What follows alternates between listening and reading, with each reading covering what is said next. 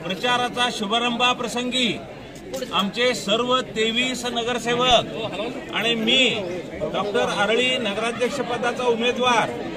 आम्ही सिंदगी बाबा यांचं दर्शन घेतलं आणि इथला प्रचंड प्रतिसाद पाहता 4 ते 5 हजार लोक हे सर्व जतमधील